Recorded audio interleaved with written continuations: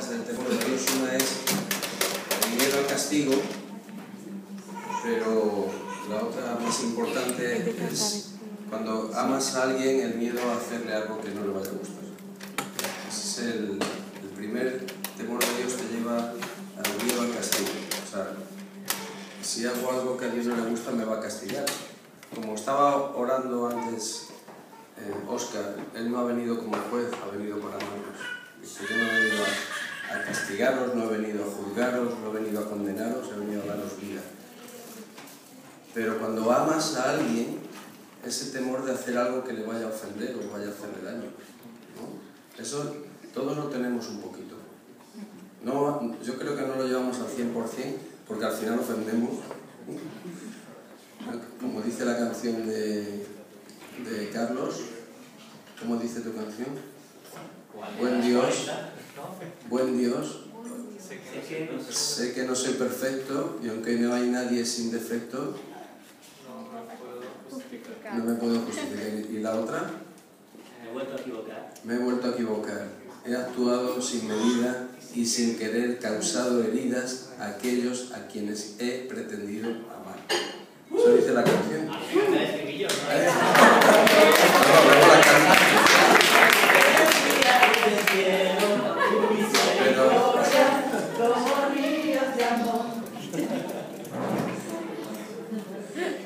Pero eso dice, ese es el auténtico, el temor que debemos de tener. Bueno, sabemos que lo hacemos, que a los que pretendo amar les hago daño, pero el temor a decir es que no quiero hacerles daño, no porque me vaya a castigar, sino porque les amo. Bueno, era solo por añadir. No me gusta mucho eso. Bueno, espera. Dos cosas quería decir antes, que me decía el otro día, Joseba fue a llevar al aeropuerto a Rick y a Sam, se fueron de madrugada. Ellos han venido, en este viaje que han hecho ha sido un viaje relámpago, iban camino de Lisboa, Rick iba desde Noruega, llevaba ya unos días fuera de casa viajando, había ido a otro sitio antes, había ido a Alemania, Noruega y se iban a Lisboa, y Sam venía de Londres.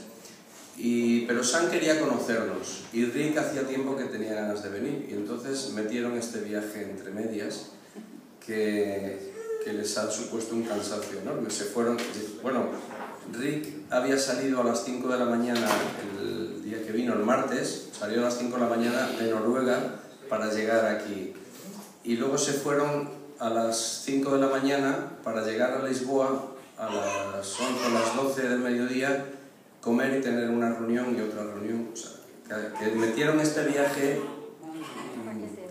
imaginaros la paliza, ¿no? Pues dice Joseba que cuando los lleva al aeropuerto se saludan, se suben en el coche, meten las maletas y empiezan los dos a orar. Empiezan a orar por él, por la iglesia, por Calpe, por todos los pueblos donde pasaban, y entre medias le iban preguntando, ¿y qué? ¿Cómo te va el trabajo? Bueno, el trabajo, Señor, bendícelo en el trabajo, pues dice 10 minutos. ¿Y cómo te va, cómo van los matrimonios de la iglesia? Pues a orar, a bendecir. Bueno, dice todo el viaje. Cuando llegaron allí, en el aeropuerto, el rato que estuvieron orando por él, bendiciéndole, dice, están así todo el tiempo. Y nosotros cuando estuvimos con ellos lo mismo, no estaban orando todo el tiempo, pero todas las conversaciones, porque la tienda que pasaba en Guadalajara, sí, bendícelo, iban pidiendo al Señor que bendijera los negocios, los restaurantes, que trajera bendición a toda la zona, el Señor. Y todas las conversaciones, todo el rato, era para estar con una libreta. Bueno, Loli sacó estábamos comiendo, oye, ¿y a ti qué te parece de esto? Y entonces empiezan a hablar y dice Loli, esto me lo tengo que apuntar. Y sacó a tomar notas en medio de la comida. Es una bendición. Yo solamente he conocido otra persona así de este estilo, que yo lo he visto, que era el portavoz de la Embajada Cristiana Internacional de Jerusalén. Era un holandés que era exactamente igual. O sea, todo el tiempo o estaba hablando del Señor o estaba orando. De cualquier cosa que tú le dijeras. Ibas con él en el coche, lo trajimos a Madrid y Y de cualquier cosa que dijeras, ah, pues esto nos gustaría que cambiara, Señor, empieza a cambiar, pero donde estuviera, en un restaurante, donde fuera, les daba igual, se ponían a levantar la voz y a orar al Señor para que el Señor traiga bendición. Daba gusto estar con esto. Tengo que deciros también que les dimos una ofrenda, bueno, la recogimos el otro día, y ellos la aceptaron, dieron las gracias y dijeron, y ahora queremos sembrar en esta iglesia. Y la devolvieron. Creen que tienen que sembrar aquí, creen que aquí está el Señor de una manera muy fuerte, y una de las cosas que Dios les ha puesto, sobre todo a San, es que donde hay abierta una fuente que no se seque, porque han conocido muchas iglesias que empiezan y se secan con los años. Y la iglesia de San en Londres la empezó Rick. Rick ha abierto un montón de iglesias a lo largo de su vida. Es su principal llamado, es de evangelista y de abrir iglesias, y luego prepara pastores y los deja irse a otro sitio. Eso es lo que ha hecho. Entonces dejó a San, pero decía que con la preocupación siempre de a ver dónde llega, ¿no? Dice, pues que con San la iglesia ha ido para arriba y para arriba y para arriba en todos los aspectos.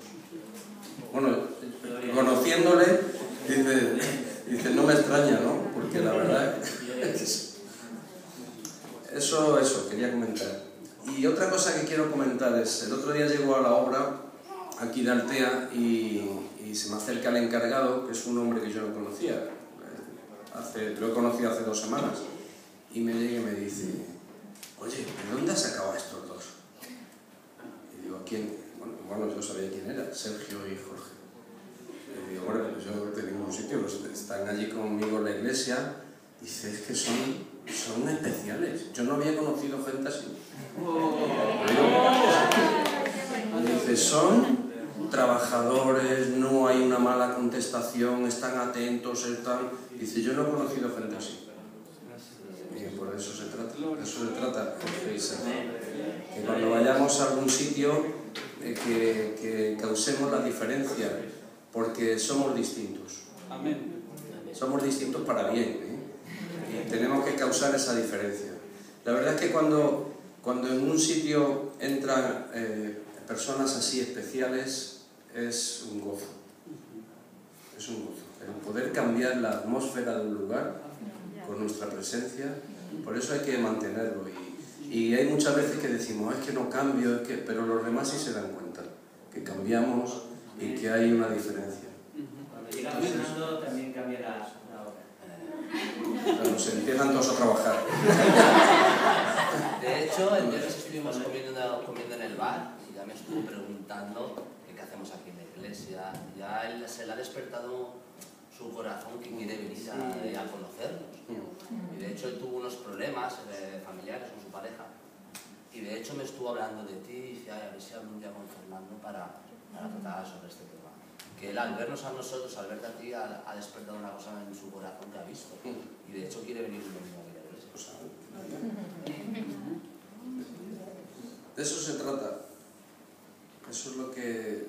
Y muchas veces no nos damos cuenta que podemos ser la diferencia. Pero no por nosotros ni nuestro mérito, por lo que el Señor ha hecho en nuestras vidas y por lo que llevamos. El ser portadores de su gloria. Dice en Lucas 7:18 que Juan el Bautista envió a 2 de sus discípulos a Jesús para preguntarle si era él el que tenían que esperar o era otro. Entonces cuando van a Jesús y le preguntan, ¿eres tú el que había de venir o esperamos a otro? Jesús les dijo, dice, en esa misma hora, estando ellos allí delante, sanó a muchos de enfermedades y plagas y de espíritus malos, y a muchos ciegos les dio la vista. Y Jesús les respondió y le dijo, id, haced saber a Juan lo que habéis visto y oído. Lo que habéis visto y oído. Que los ciegos ven, los cojos andan, los leprosos son limpiados, los sordos oyen, los muertos son resucitados, y a los pobres es anunciado el Evangelio. Bienaventurado es aquel que no halle tropiezo en mí. Mira, van a hacerle una pregunta y Jesús les dice, esperad un rato, quedaros aquí y vais a ver. No solamente lo que habéis oído, no solamente la enseñanza de Jesús, que la enseñanza de Jesús, si solo fuera enseñanza y fueran palabras, con el tiempo se pasaría, pero la enseñanza de Jesús nos lleva a la experiencia, nos lleva a vivirlo. Y entonces les dice, mirar todo lo que pasó en un rato. Les dijo, quedaros aquí conmigo un rato. Muertos resucitados, sordos, ciegos, gente liberada, todo eso un rato. Y ahora dice, y ahora ir y decirle, no solo lo que habéis oído, lo que habéis visto.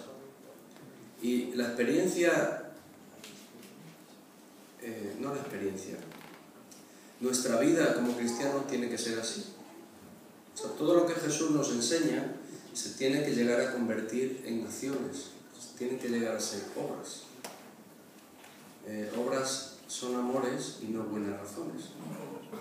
Y Jesús lo hacía con sus discípulos. Vamos a ver algunos casos con sus discípulos. Cosas que les sorprendían, pero que al mismo tiempo Él les enseñaba para que luego lo pudieran experimentar, la gloria de Dios. Mira, en Lucas 9, del 1 al 10, dice que Jesús reunió a sus 12 discípulos. Lucas 9, del 1 al 10.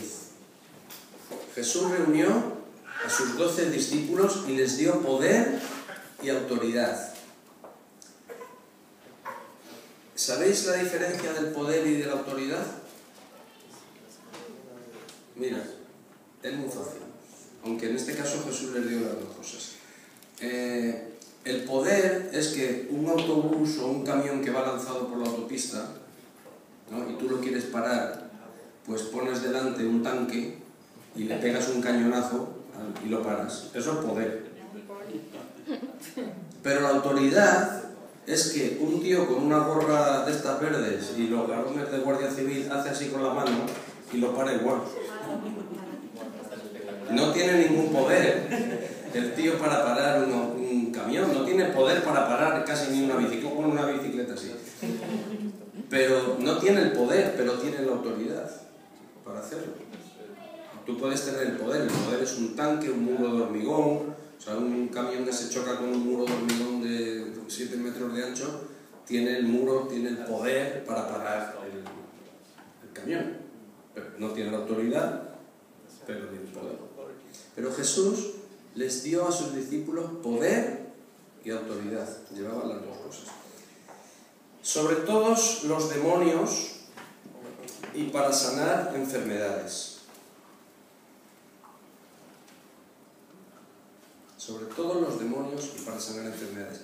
El viernes escuché a un científico de estos que divulgan la ciencia en la radio. El viernes, no el sábado, ayer. Y era muy interesante lo que decía. De que están cambiando todas las, o casi todas las leyes científicas con las que se han estado basando en los últimos siglos. Incluso Einstein ya le están descubriendo cosas en las que se equivocó. Una de las cosas que ha demostrado que Einstein se equivocaba, decía, era la luz azul del LED. Eso ha hecho variar una de las teorías principales que eran impepinables, que eran de Einstein. La luz azul del LED.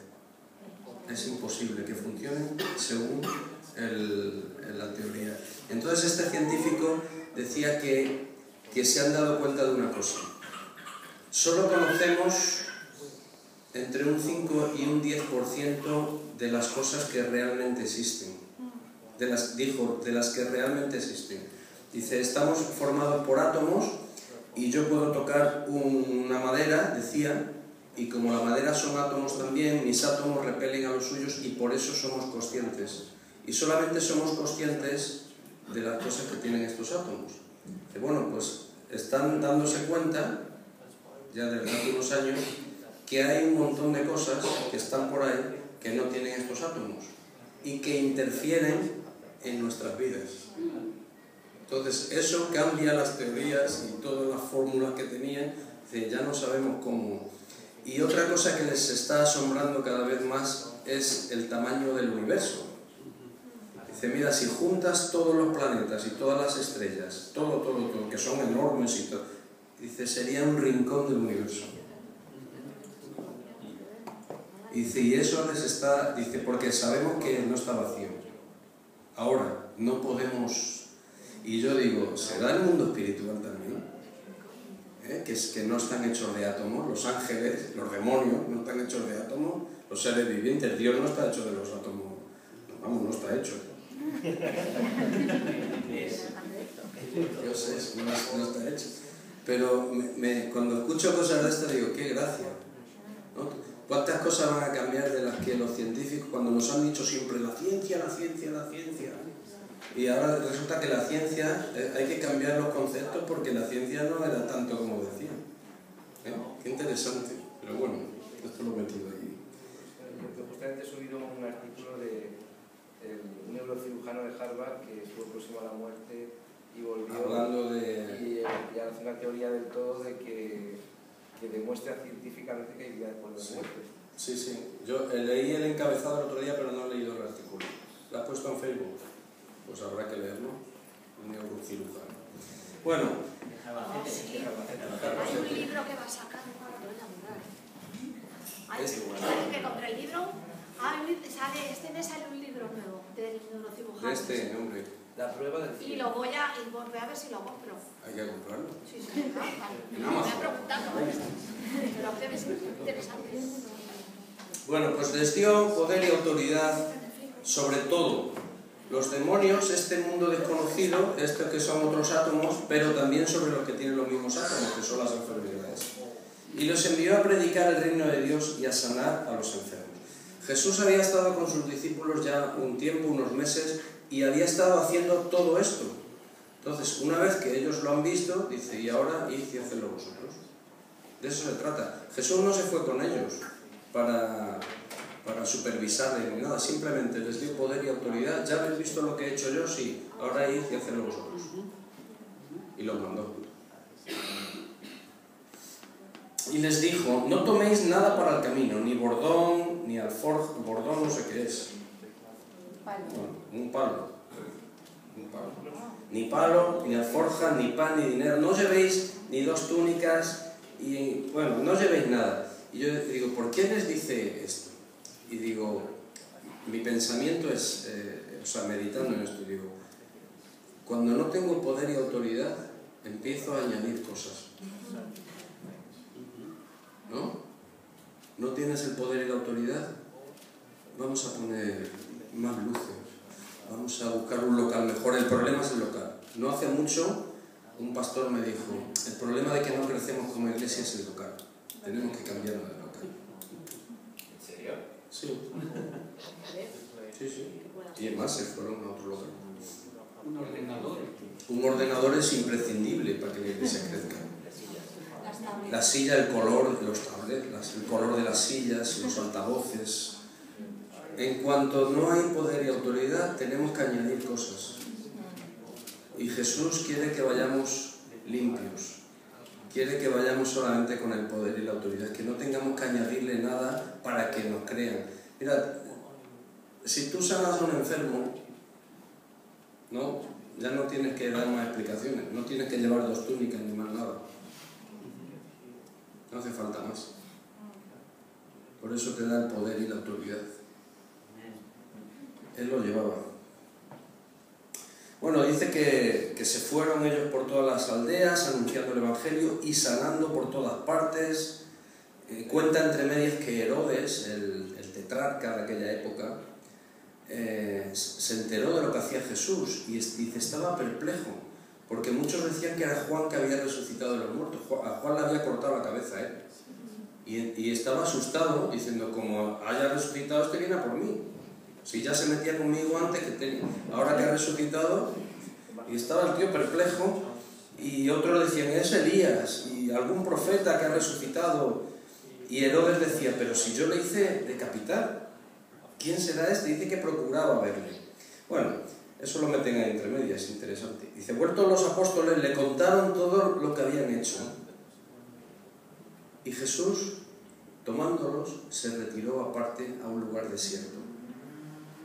Cuando los apóstoles vinieron en pleno éxito, mira, todos los enfermos, los demonios, todos predicamos el Evangelio, la gente se convertía, un avivamiento. Jesús los coge y se los lleva aparte, a un desierto, para que el éxito no nos consuma. Podemos morir de éxito. Y se los llevó aparte. Es algo muy interesante también, que toda la gloria es del Señor. El siguiente versículo dice que la gente seguía a Jesús y Él siguió haciendo lo mismo. Es Jesús el que tiene que ser sanado. Pero esa es la misión, decimos, estos son los 12, que eran los especiales, eran los guays, eran los que iban con Jesús, y claro, por eso les dio el poder y la autoridad. Pero un poco más adelante, en Lucas 10, el siguiente capítulo, del 1 al 24, dice que reunió a 70. No eran los 12, eran 70, de los cuales no sabemos nada, no sabemos siquiera si estaban los 12 entre ellos, y hizo lo mismo, y los envió de la misma manera a hacer las mismas cosas. O sea, que no es la intención del Señor es que pongo aquí a los 12 y los 12 van. No, la intención del Señor es que todos los discípulos podamos hacer las mismas cosas. Y les dijo lo mismo: iros, no os llevéis nada, en cualquier sitio donde entréis, que todo, lo mismo. Y ellos se fueron y lo hicieron. Y entre medias, en esta ocasión no habla de Herodes el tetrarca, en medio de todo esto, dice en el versículo 12: y os digo que en aquel día será más tolerable el castigo para Sodoma que para aquella ciudad. Ay de ti, Corazín, ay de ti, Betsaida, que si en Tiro y en Sidón se hubieran hecho los milagros que se han hecho en vosotros, tiempo ha que sentadas en cilicio y ceniza se habrían arrepentido. O sea, había unas ciudades donde se habían hecho un montón de milagros, un montón, y estas ciudades seguían incrédulas como siempre. Y Jesús decía, si en ciudades que fueron castigadas como Sodoma, que Sodoma no fue castigada, bueno, ya hablaremos en otro, no fue castigada por lo que todos los que nos cuentan por ahí, fue por otras cosas. Pero si se hubieran hecho los milagros que se hicieron en estas dos ciudades que no se arrepentían, que no creían, se hubieran hecho en Sodoma y en otras ciudades que fueron castigadas, Tiro y Sidón, dice Jesús, se hubieran arrepentido. Y si vosotros tenéis la oportunidad de verlo y no os arrepentís. Entre medias de que envía Jesús a los 70, dice esto. Y luego, en el versículo 17, dice que los 70 volvieron con gozo y decían, Señor, aún los demonios se nos sujetan en tu nombre. Volvieron con gozo. Y entonces Jesús, en esta ocasión no se los lleva aparte, sino simplemente les enseña cuál debe ser el motivo de nuestro gozo. La verdad es que si tú oras por los enfermos y se sanan y echas fuera a los demonios con autoridad, pues eso te da alegría, ¿no? De ver todo el bien que puedes hacerle a los demás.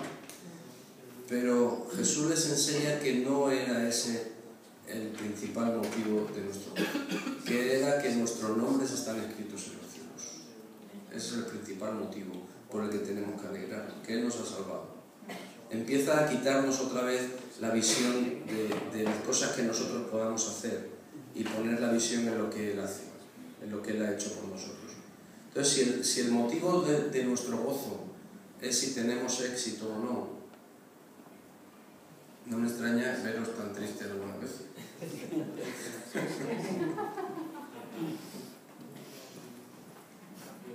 Pero si el motivo de nuestro gozo es por lo que Él ha hecho, podemos estar gozosos todo el tiempo, porque no depende de mí, depende de Él. Hay una diferencia, ¿eh? Pues Jesús les enseñó eso a los 70 y yo me lo tomo para mí. El motivo de mi gozo no son las circunstancias que me rodean, es lo que Él ha hecho por mí, que eso es, ¿cómo se diría? ¿Qué palabra? Impepinable. Inapelable. ¿Cómo se dice impepinable en inglés? Impepinable.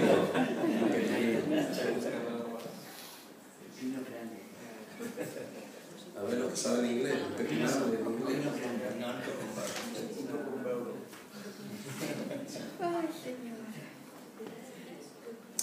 Y Jesús dice que en aquella misma hora, en el versículo 21, en aquella misma hora se regocijó en el Espíritu y dijo: yo te alabo, oh Padre, Señor del cielo y de la tierra, porque escondiste estas cosas de los sabios y entendidos y las has revelado a los niños. Sí, Padre, porque así te agradó. Los sabios y los entendidos no son capaces de ver estas cosas, pero los niños, dice que sí. Los niños sí las vemos. ¿No? Yo sí las veo. Bueno, Mateo 17, del 1 al 9. Hemos visto dos ocasiones en las que Jesús, después de haber enseñado a sus discípulos, les envía a poner en práctica, les envía a experimentar lo que Él les ha enseñado. Mira, en Mateo 17, del 1 al 9, ocurre otra cosa, no sé cómo decirlo, como mínimo sorprendente. Jesús tomó a Pedro, a Jacobo y a Juan, su hermano, y se los llevó aparte a un monte alto. Mira, siempre me extraña, no siempre entiendo por qué Jesús hace esto. ¿Por qué solo se lleva a tres? He leído muchas cosas de otros, he escuchado predicaciones. Se llevó a estos tres porque eran los que más creían o porque eran los que más feeling tenían con Jesús, no sé. He leído muchas cosas, pero yo realmente no lo sé.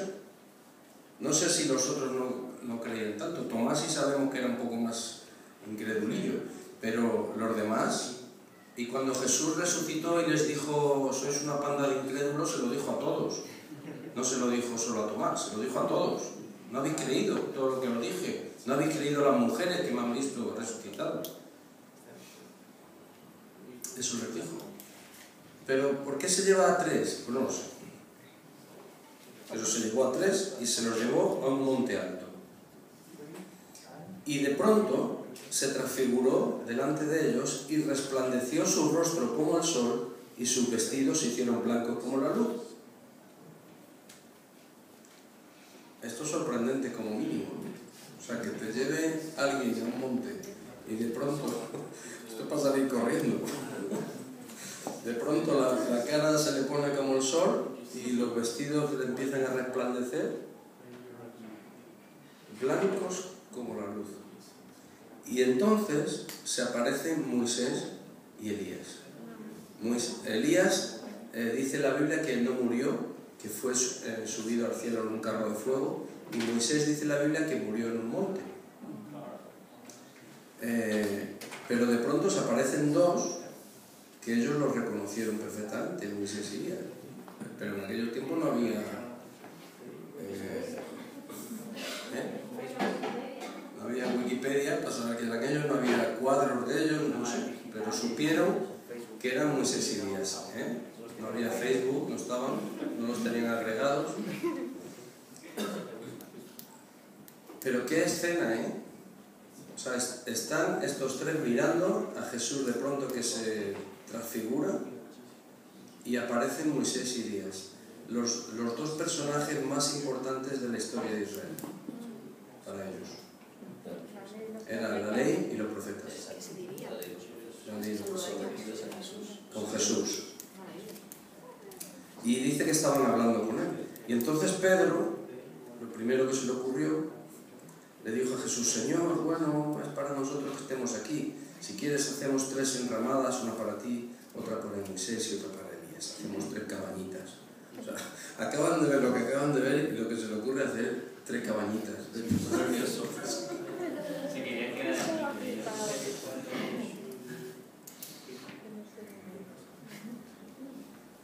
Pero mientras él aún hablaba, una nube de luz los cubrió, y he aquí una voz desde la nube que decía: este es mi Hijo amado, en quien tengo complacencia, a él oíd. Ya estaba Jesús y estaba Moisés representando la ley y Elías a los profetas, que era lo más importante para el pueblo de Israel. Y entonces hay una voz que dice, están los tres, ¿no? Al que tenéis que escuchar es a Jesús, a mi hijo. Eso es una revelación. Pero ¿por qué no se llevó a todos los demás? Les llevó a estos tres. Y además luego les dice, no digáis nada hasta que yo resucite, no digáis nada de esto. Fue una experiencia para ellos. Yo no sé si a lo mejor lo hubieran contado a los demás y lo hubieran rechazado, hubieran dicho, ¿pero qué estás diciendo? ¿Elías y Moisés? ¿Qué os habéis subido? ¿La gota vino? ¿Al monte? ¿No? Más de uno lo habría dicho, no puede ser, si esto no ha ocurrido nunca. Elías puede ser, porque no murió, pero Moisés, muerto, que se aparece, no puede ser. A lo mejor les dijo, no digáis nada, porque cuando vean que yo he resucitado, entonces sí que van a creer, no lo sé. Pero era algo sorprendente que estaban viendo los discípulos, los tres.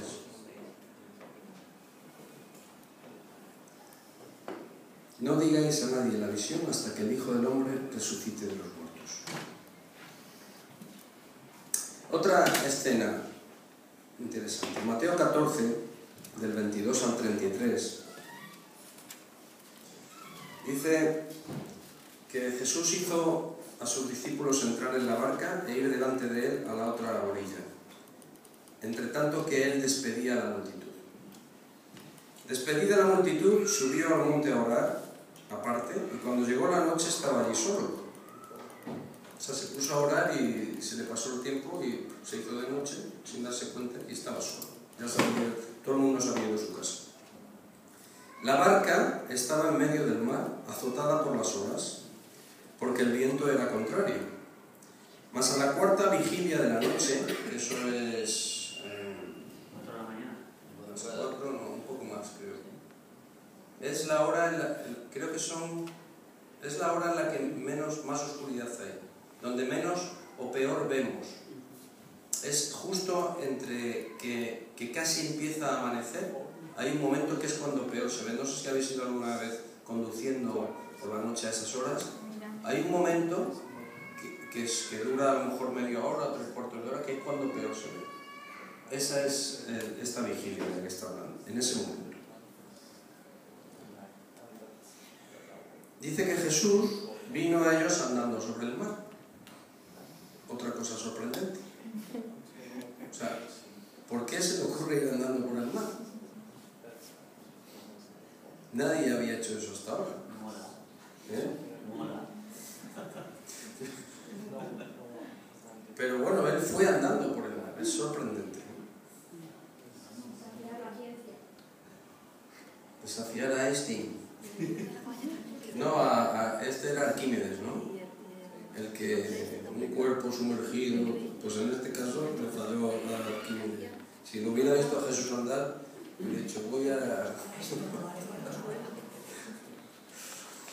Pero mira, los discípulos, viéndole andar sobre el mar, se turbaron, diciendo, ¡un fantasma! Y dieron voces de miedo. Pero enseguida Jesús les habló diciendo, tened ánimo, yo soy, no temáis. Esto también me gusta mucho.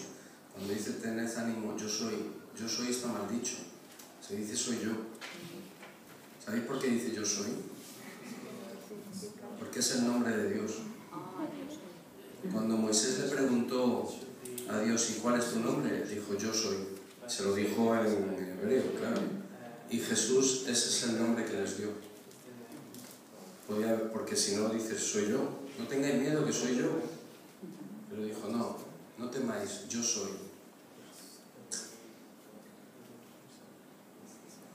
Entonces le respondió Pedro y dijo, Señor, si eres tú, manda que yo vaya a ti sobre las aguas.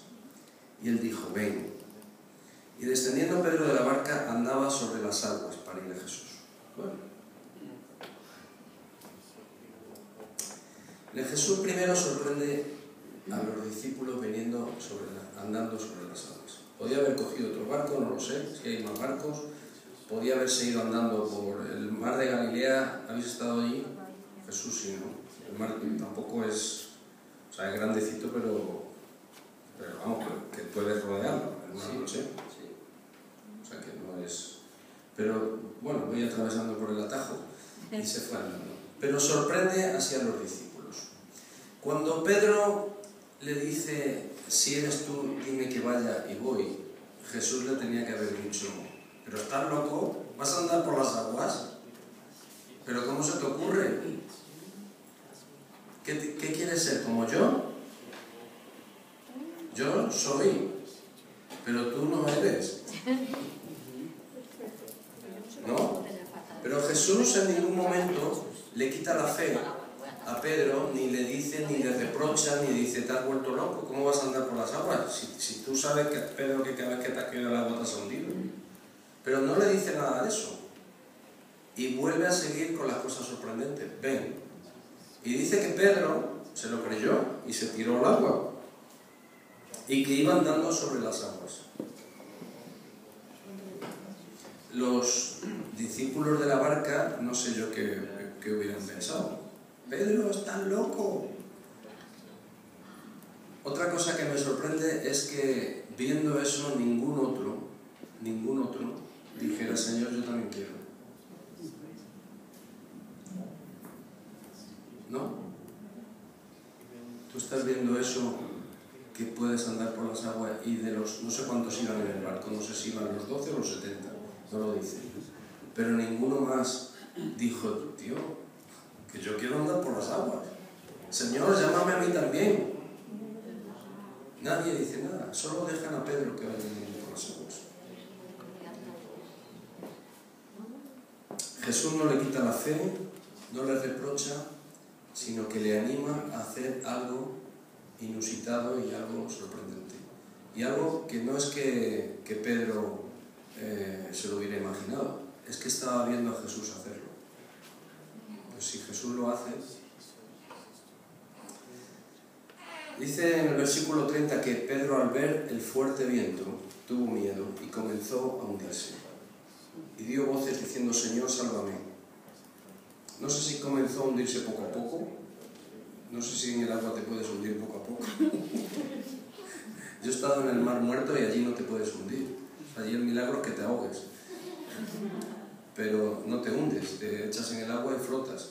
Pero dice que se empezó a hundir Pedro. Si estás así en el agua de pie y te sueltan, te hundes de golpe, ¿no? ¿Os habéis tirado alguna vez de pie a la piscina? ¿Eh? Bueno, y dijo, le dio tiempo a decir, Señor, sálvame. Y al momento Jesús les dijo a los de la barca, sí, echadle un flotador, salvadlo. Pero no, dice que Jesús le asió de la mano. Jesús a lo mejor sabía nadar muy bien también y se podía haber tirado a cogerle, no, me tiro de cabeza, lo cojo. Pero no, le salvó de una manera sobrenatural también. No solamente el agua estaba aguantando su peso, sino que agarró a Pedro y lo levantó y lo subió a la barca. Y le dice, hombre de poca fe, ¿por qué dudaste? Podía haberle dicho, si es normal que te hundas, si estás en el agua. ¿Pero qué te creías, Pedro? Pero no, solamente porque has dudado. Cuando ellos subieron a la barca, se calmó el viento. Todos los que estaban en la barca vinieron y le adoraron diciendo, verdaderamente eres el Hijo de Dios.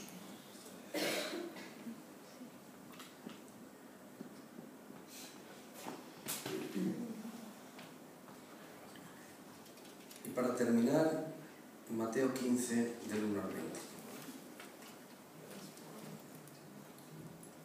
Dice que se acercaron a Jesús ciertos escribas y fariseos de Jerusalén y le dijeron, ¿por qué tus discípulos quebrantan la tradición de los ancianos? Porque no se lavan las manos cuando comen pan.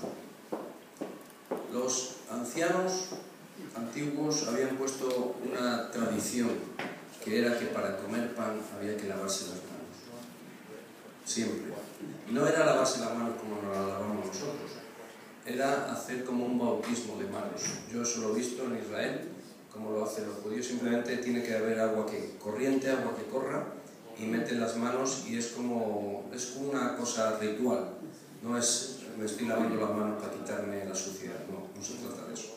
Pero era una tradición que algún rabino en la antigüedad se le había ocurrido, y eso se había convertido en algo para los fariseos, fundamental. Si no hacías eso, casi ni te salvabas. Y le dicen eso a Jesús. Entonces Jesús les dice: ¿y por qué también vosotros quebrantáis el mandamiento de Dios por vuestra tradición? Les dice algo terrible. O sea, vosotros habéis hecho tradiciones que quebrantan los mandamientos de Dios. Mira, esto a mí me llama la atención y me hace ser muy precavido. ¿Tendremos nosotros tradiciones que quebranten las cosas que Dios quiere hacer o las cosas que Dios manda? Porque es que siempre las hemos hecho así. Porque es que yo lo aprendí así de niño en la iglesia. Y viene Dios que quiere hacer algo nuevo, quiere que andemos por el agua, o quiere mandarnos dándonos autoridad, o quiere transfigurarse delante de nosotros, y le tendremos que decir no, porque mi tradición dice que no. Tradiciones, ideas, enseñanzas que pueden anular lo que Dios quiere hacer en nuestras vidas. ¿Existirá eso en la iglesia hoy día? Jesús les dijo: habéis cogido algo que puede estar bien, que es lavarse las manos, lo habéis convertido en una tradición, pero vosotros con vuestras tradiciones anuláis el mandamiento de Dios. ¿Sabéis cómo lo hacían? El mandamiento dice en el versículo 4: honra a tu padre y a tu madre. Dios mandó diciendo esto: honra a tu padre y a tu madre. Y el que maldiga al padre o a la madre, que muera irremisiblemente. El mandamiento es: honra a tu padre y a tu madre. ¿Cómo se da honra según entendían ellos? Cuidándolos siempre, al padre y a la madre, siempre. Pero ellos dicen que sacaron un rabino, el que fuera hace años. Vosotros decís: cualquiera que diga a su padre o a su madre: mira, lo que tengo para ayudarte es mi ofrenda para Dios. Es mi ofrenda a Dios todo aquello con que pudiera ayudarte. Ya no están honrando a su padre o a su madre. Están diciendo: mira, he hecho una tradición que todo esto que tengo, que tendría que ser para ayudaros a vosotros, simplemente se lo voy a ofrendar a Dios. Es para Dios. Eso ya no puedo ayudar. Eso implica el tiempo también. Todo. El tiempo, el dinero, todo lo que sea para beneficio de nuestros padres. Honrarlos. Es un mandamiento de Dios. Pero si yo me invento algo, una tradición, y digo: sí, ya, pero es que mira, esto a ti te viene bien, pero es que se lo he ofrendado a Dios, entonces no te lo puedo dar. Jesús les dice: habéis anulado el mandamiento de Dios por medio de una tradición. Y ellos estaban hablando de lavarse las manos, que tus discípulos no se lavan las manos para comer pan. Vamos. El caso es que a nosotros como iglesia no nos llega, digo nosotros en general, todas las iglesias, que las tradiciones, las cosas que hemos hecho siempre, o incluso las cosas que no esperamos que puedan llegar a ocurrir, como andar por el agua, o ver a Jesús transformado, o sanar enfermos y echar fuera demonios, todo lo que Dios quiere que vaya ocurriendo en nuestra vida, y las cosas que no sabemos que pueden llegar a ocurrir, que por nuestras tradiciones no las dejemos fuera, no las anulemos. Porque hay mucho más para nosotros. Yo sigo esperando el día, y además creo que lo voy a ver, en el que cuando oremos por todos los enfermos, se sanen todos los enfermos como la Biblia dice. Y que los demonios, estos que tienen átomos distintos a los nuestros, y que por eso los científicos no los pueden descubrir, que nosotros sí los hemos descubierto, hemos descubierto más de uno. Incluso tengo compañeros de trabajo que no son creyentes que al final ya me dan la razón y me dicen, es que este tío está endemoniado. Si tiene, me dice, tienes razón, Fernando, si no puede ser otra cosa, no puede ser uno tan malo, tiene que estar endemoniado. Pero es que cuando te pones a mirar a personas haciendo lo que hacen, dices, es que no puede ser. O sea, si no están endemoniados, ¿cómo pueden hacer las cosas que hacen? ¿Qué les lleva a esa maldad? Y no son malos con todo el mundo, con su familia, bueno, también son malos con su familia, son malos.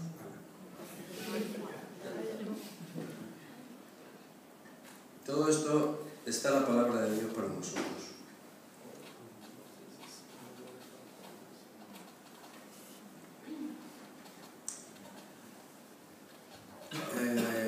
Paul, ¿quieres que oremos por ti?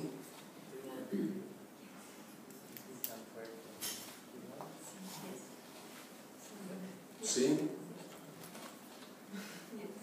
Paul está enfermo y hoy no es casualidad que esté aquí. Pero yo creo que una de las cosas que tenemos que hacer es orar por los enfermos, para que Dios obre.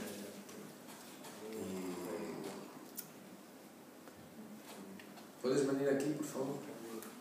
Con Carlos. ¿Qué no cuentas sobre Filipe? Ya lo contamos con los niños.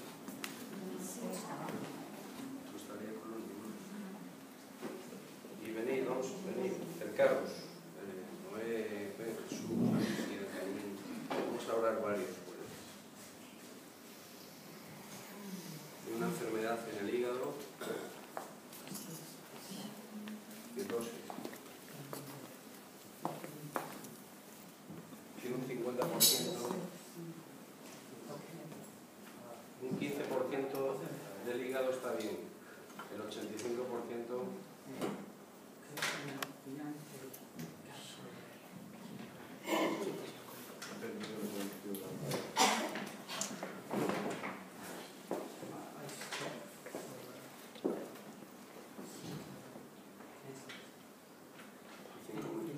En 5 meses te han dado de vida. ¿Cómo?